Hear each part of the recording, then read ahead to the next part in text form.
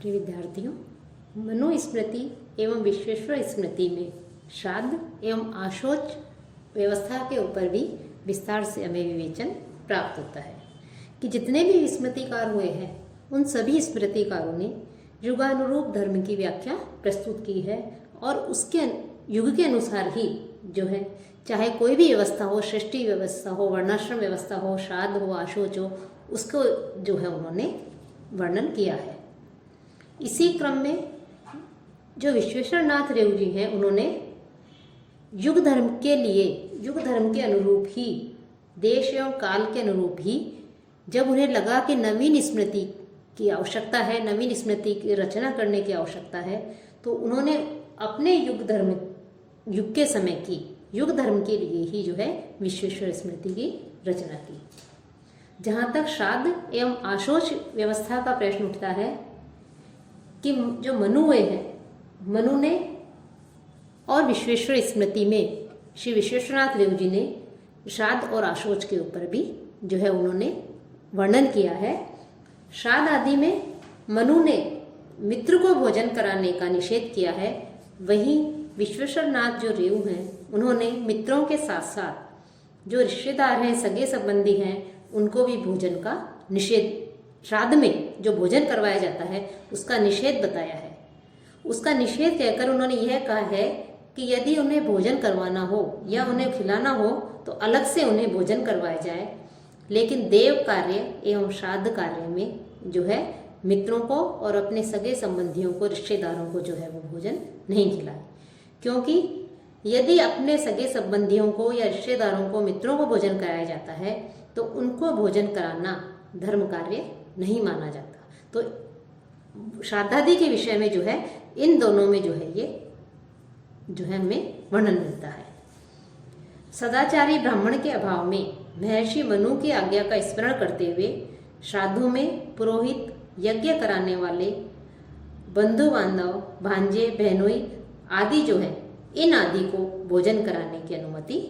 उन्होंने दी है। साथ ही विश्वेश्वर स्मृति में पितरों की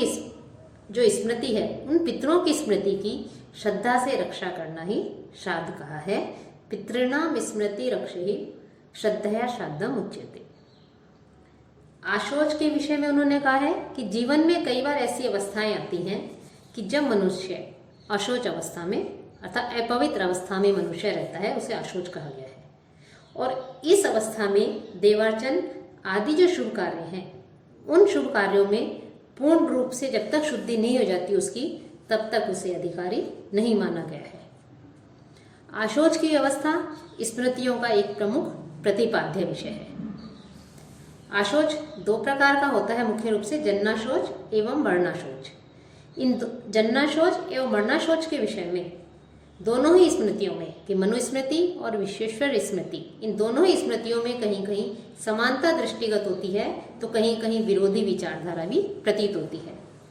दोनों में ही सपिंडता एवं समानोदकता,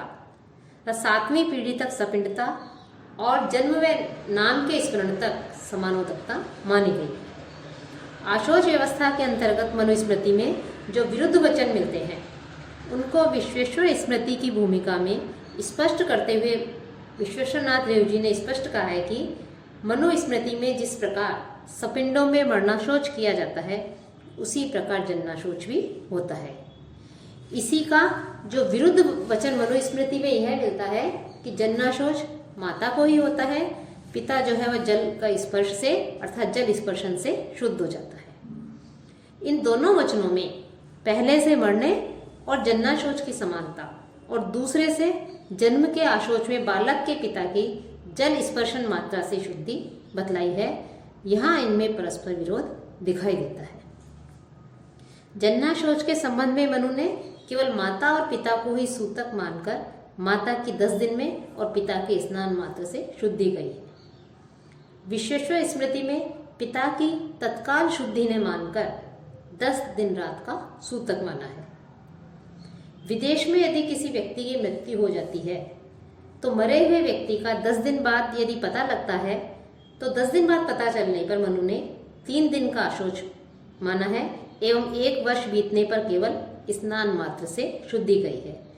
जबकि विश्वेश्वर स्मृति में 10 रात्रियों के बाद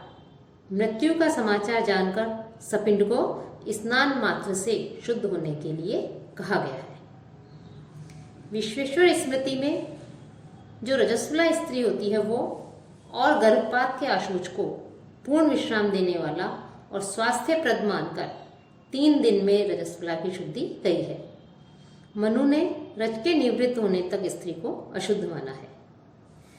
पंडित विश्वेश्वरनाथ रेव जी ने आशोच के जो कारण हैं उन 2 कारणों का अनुमान लगाया है कि छूत वाले रोगों की रोग और शोक प्रकट करना, अर्थात आशोच की व्यवस्था जो की गई है उसके क्या कारण है, इसके विषय में अपनी स्मृति में श्री रेव जी ने यह अनुमान लगाया है कि आशोच के लिए जो छूत वाला था, स्पर्श करने से रोग एक व्यक्ति से दूसरे व्यक्ति को लग सकता है, तो छूत वाले रोगों की रोग और दूसरा शोक प्रकट करना, इसी कारण से जो है वो आशोच की व्यवस्था की गई है। कि संभवतः है 10 दिन तक मरने वाले के घर का अन्न जल ग्रहण निषेध प्रथम कारण से ही माना गया है, अर्थात वहाँ यदि किसी के घर मृत्यु हो जाती है तो 10 दिन तक जो है उसके अन्न जल ग्रहण करने का निषेध कहा गया है। इसके पीछे शायद यही कारण हो सकता है कि हो सकता है वहाँ पर किसी रोग के कारण मृत्यु हुई हो, या अन्य जो छूत वाले जो रोग हैं वो उसमें जो कारण हो सकते हैं, तो इनसे बचने के लिए ही जो है जिसकी मृत्यु हुई है उसके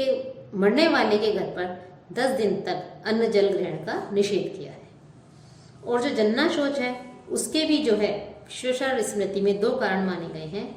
जो प्रसूता स्त्री है उसकी सेवा,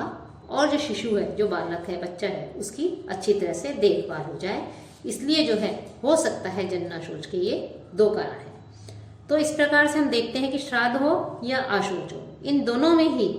जो विश्वेश्वर स्मृति में के जो रचनाकार हैं विश्वेश्वरनाथ रेव जी, उन्होंने जो है देश और काल परिस्थितियों के अनुरूप, युग धर्म के अनुरूप जो है उसमें जो है इस प्रकार से जो है उसकी अपनी स्मृति में व्यवस्था की। मनु ने अपने युग के अनुरूप, अपने समय के अनुरूप व्यवस्था की थी, और विश्वेश्वर स्मृति में 20वीं शताब्दी में जो विश्वेश्वर स्मृति है वो जो है अपने युग के अनुरूप जो है इसकी व्यवस्था की गई है।